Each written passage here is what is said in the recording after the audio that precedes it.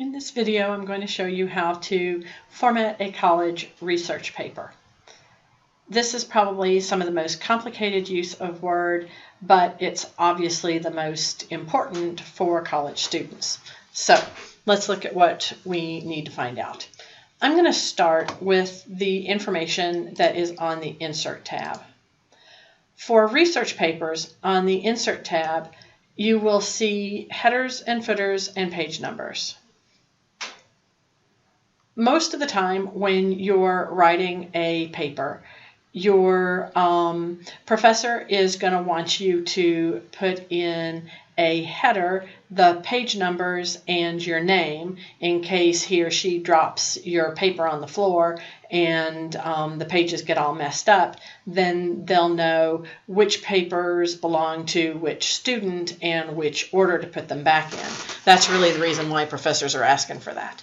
And you may need to be able to edit the footer of the page in order to put certain information into that.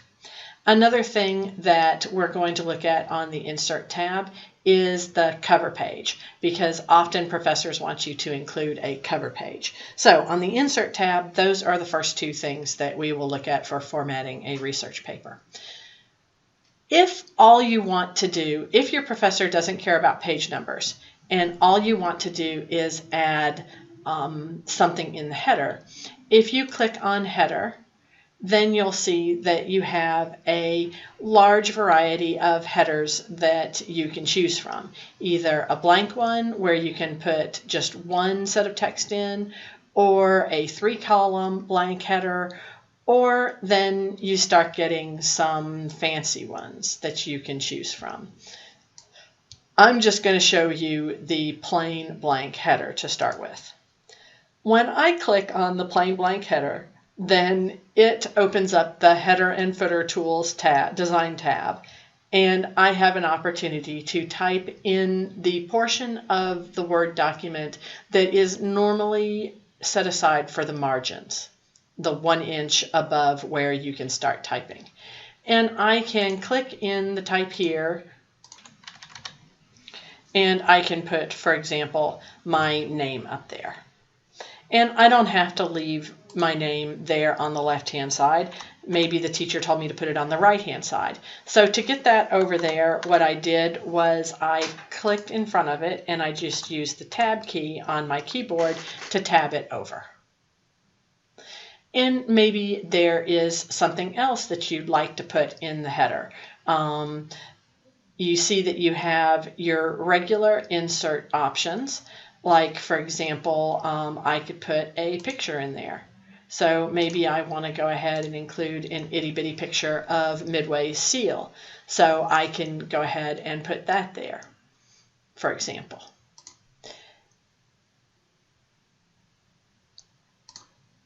When I'm done, I can click Close Header or Footer, and it shows me my header and footer.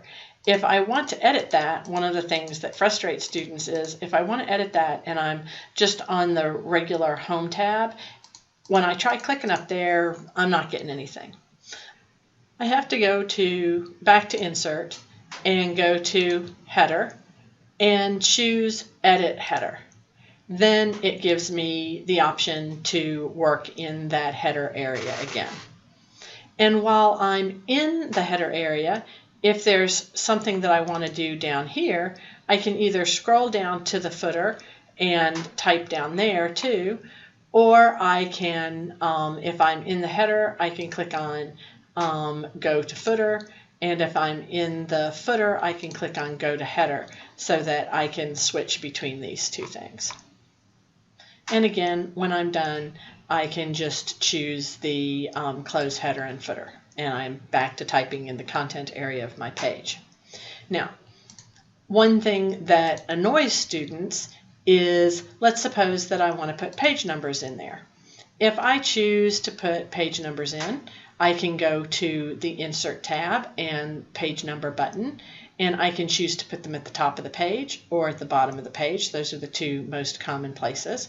And I can choose to put them on the left-hand margin or in the center or on the right-hand margin. So if I choose to put that in there, poof, my header with my name in it is gone. So normally, if students tell me that they need to put a page number in and they're also supposed to put their name in, I tell them to go ahead and put the page number in wherever the professor has said they want it. And then when they're in there, they can go ahead and type their name too. And if they want any sort of little picture to go along in there like I had before, then they can put that picture in there.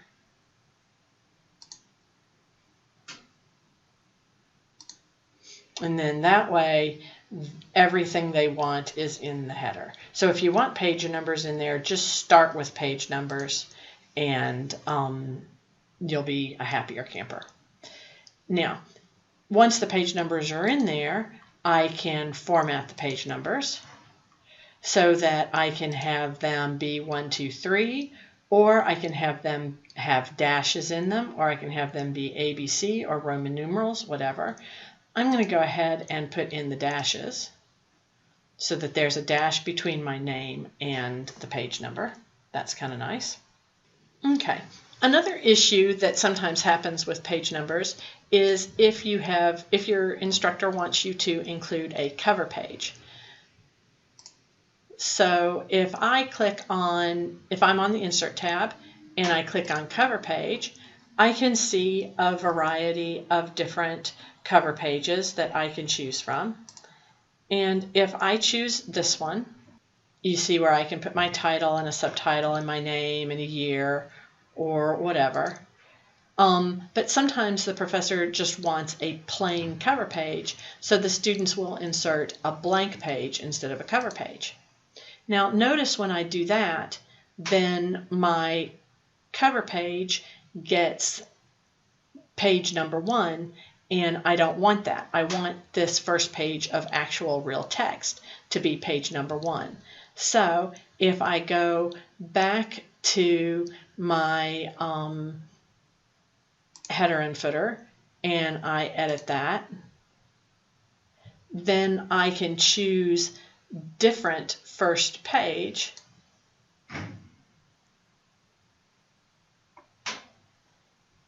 And so my first page here isn't numbered. And then I can go over to edit my page numbers, and I can set my page number to start at 0, which gives 0 to my fake cover page and 1 to my main page. So that can sometimes be a useful little trick if your instructor doesn't want a real cover page because they don't want you to pick one of these super fancy ones. Then lastly, if you just want to take your header or a footer out altogether, or the page numbers, if you go back to the Insert tab and go to Header, there's Remove Header. Go to Footer, there's Remove Footer. And go to Page Number, there's Remove Page Numbers. And you can always go to Header and Footer and go to Edit so that you can get back in there and change what's in your header or your footer. Okay. So that is most of the important stuff for research papers that's on the Insert tab. Let's go over to the References tab. Under References, obviously there is going to be a ton of stuff that you need to know for your research papers. We have a table of contents, we have the ability to enter footnotes, we have the ability to control citations and the bibliography, to enter captions for any pictures, and to make an index for your paper. Probably table of contents and index is only going to be something you use for a really long senior research paper, or maybe even a master's thesis or a PhD, dissertation. But I'm going to go ahead and just give you a sample of that. So the table of contents is obviously the kind of the thing that comes in the front of the book that tells you what each chapter is titled and what page it starts on. So how would you do that in a paper when you're actually writing something in Word? You can type it in separately, but that's a real pain because then every time you change something in your paper, you have to go back to your table of contents and either add it in manually or fix the page numbering. So it's a lot easier if you can make Word do it for you automatically. And the way you do that is you'll put some text into your paper, like I've put anti-spam above this paper, above this paragraph about anti-spam programs. And on the Home tab, you want to change that so that it's one of your heading types in your style. So I'm just going to go ahead and choose this to be heading 2. And then I'm going to choose this to be heading 2, this little divider, and this to be heading 2. And then I have one more here that I'll choose to be heading 2. So when I make all of those heading 2, then when I come over here to this page, and I go to the References tab, I can insert a table of contents and notice that it is using the headings to lay out my table of contents. So when I click this automatic table of contents, it puts in a table of contents and it has automatically pulled everything that was a heading into the table of contents, and it has automatically put the page number on there. So that can be a really useful way to automatically keep your table of contents updated. I'm just going to go ahead and remove that now that I've shown you how that works. Okay, next let's move over to look at the footnotes group. I guess that's hard to say fast. A footnote is where I maybe want to, here I've said something about web filtering, and maybe I want to add some other piece of information about it. So I put my mouse right up against where I want my footnote to be added, and I click Insert a Footnote.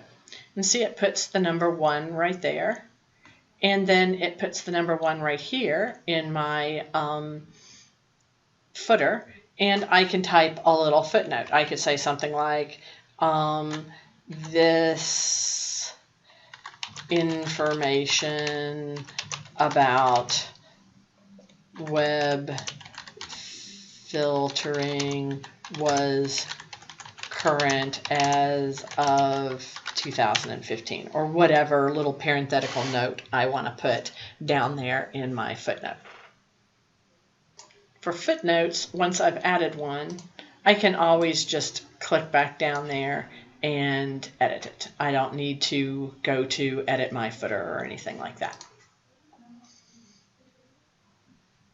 Okay, let's move over to the Citations and Bibliography group. The first thing that I have to do when I start working in the Citations and Bibliography group is I need to use this drop down and choose the bibliography style that my instructor has told me to use. The most common one is APA. Some people use Chicago, and some people use, mostly literature people use, literature and languages use the MLA style. Note which edition Word says it's using. These do not automatically update. It may be that APA has come out with edition 7. If your instructor says to use APA version 7 and you go to Word and you only see 6th edition, that means that you need to update your version of Word. That's the only way you're going to get those changes. And it can be majorly different, and you might get marked off. So make sure that when you're using the Citations and Bibliography group and you choose the right format, that it's on the same edition that your teacher said that he or she wanted. Okay, so once you've chosen APA, because your teacher told you to choose APA, then you can do a variety of things. For example, suppose that this statement right here needs to be cited. I put my cursor where I want the citation to be. Usually it's inside the period. And then I click Insert a Citation. And it asks me if I want to click to insert a citation from a book that I've already entered into this paper, or if I want to add a new source. Let's say that this is a new source. It comes up, and the first thing it asks me, is this a book, a journal article, something from a conference, from a report, all sorts of different things that APA style lets me cite. Let's suppose that this one's a journal article. So then I type in the author,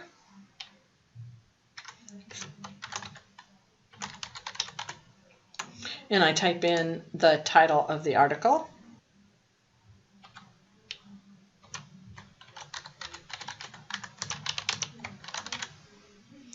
and I type in the name of the journal,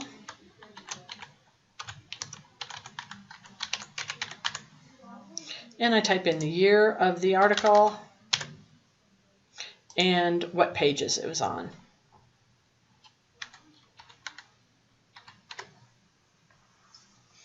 And then I click OK.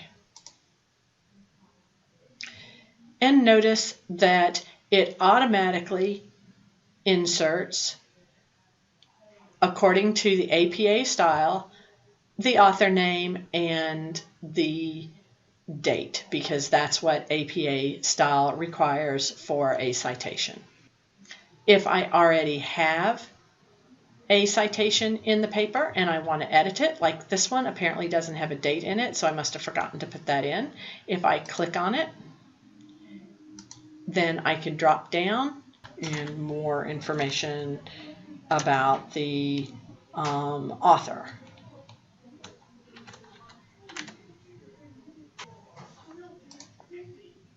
And so then I have a complete and proper citation.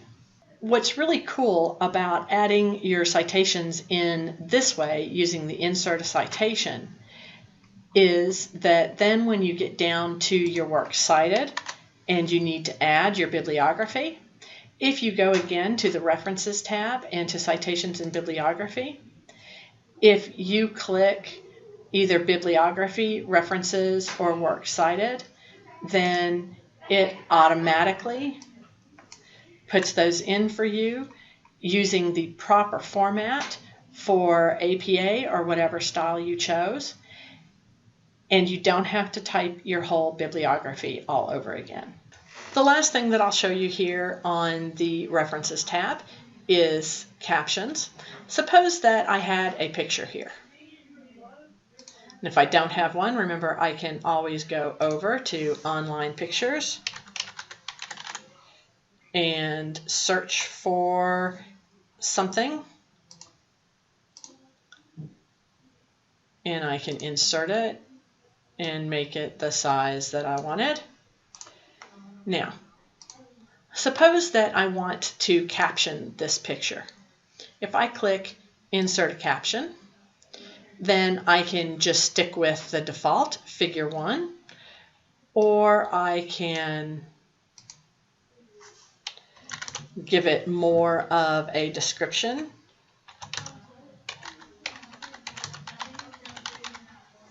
Whatever. And when I click OK, it puts a caption of my picture in there. Okay. The last thing that I'll show you for writing research papers is on the Review tab.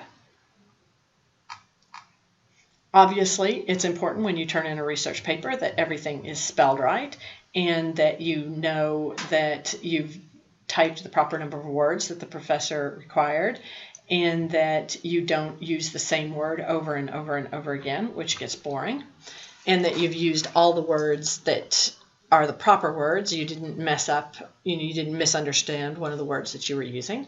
So the Review tab has some buttons here in the proofing group that will help you do that. So you can spell check your entire document by clicking on the spelling and grammar button, and then it'll show you things that it thinks might be wrong, and you can either change them or you can ignore them. And when you're done, it tells you that you've checked the entire document. Now, suppose that you weren't sure that you were using the word offensive correctly. That's crazy, but just for lack of a better word, you can highlight that word and go over to define. And if you are signed into your Microsoft account, it will show you a definition of that word, but I'm not going to go ahead and sign in. Let's suppose that you've used the word offensive a whole lot of times, and so you want to try to vary your words, but you can't think of a different word to use. Again, if you highlight that and click on thesaurus, the thesaurus will give you a bunch of different options that you can choose from. So you can go back over here and change that to abusive if you want to. For both spelling, the definition, and the thesaurus, for all three of those, instead of going over to the Review tab and clicking on those, you could always right-click on the word right there, and you can then choose Define or Synonyms. And if it's spelled wrong, so like for example, I can go over here and take the F out, it'll be underlined in red. If I right-click on it and it's spelled wrong, it shows me possible correct spelling, so I can just choose those automatically. I usually think that right-clicking on a word and getting its definition or synonyms or its spelling, rather than going all the way over to the Review tab, is a lot easier. But the last thing that is important on the Review tab in the proofing section is the word count. Of course, you can always look down here in the status bar in Word and see that you've got 440 words and 4 pages. But you can also go here and count and see that you've got 4 pages, 440 words, and this even shows you how many characters, how many paragraphs, how many lines, etc. So that can be sometimes interesting too. Okay, that is pretty much everything you need to know about formatting a research paper.